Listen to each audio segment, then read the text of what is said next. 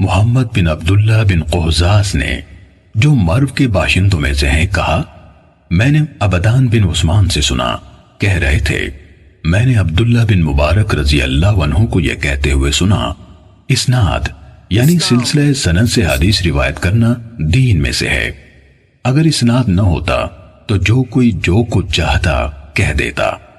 امام مسلم رحمہ اللہ نے کہا اور محمد بن عبداللہ نے کہا مجھے عباس بن ابی رزمہ نے حدیث سنائی، کہا میں نے عبداللہ بن مبارک کو یہ کہتے ہوئے سنا ہمارے اور لوگوں کے درمیان فیصلہ کن چیز بیان کی جانے والی خبروں کے پاؤں یعنی سندیں ہیں جن پر روایات اس طرح کھڑی ہوتی ہیں جس طرح جاندار اپنے پاؤں پر کھڑے ہوتے ہیں۔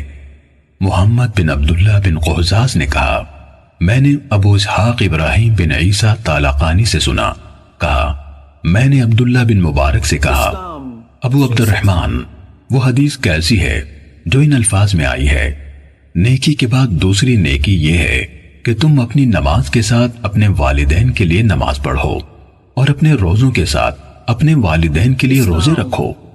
کہا عبداللہ بن مبارک نے کہا یہ کس کی سند سے ہے؟ کہا میں نے عرض کی یہ شہاب بن خراش کی بیان کردہ حدیث ہے۔ انہوں نے کہا ثقہ ہے۔ پھر کس سے؟ کہا میں نے عرض کی حجاج بن دینار سے۔ کہا ثقہ ہے۔ پھر کس سے؟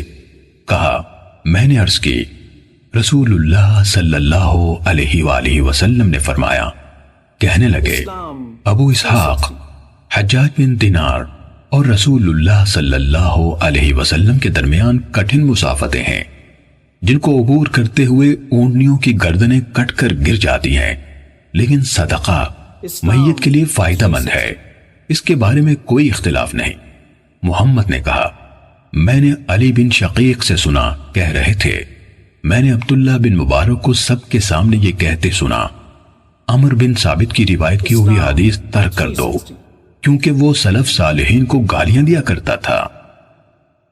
صحیح مسلم حدیث نمبر 32۔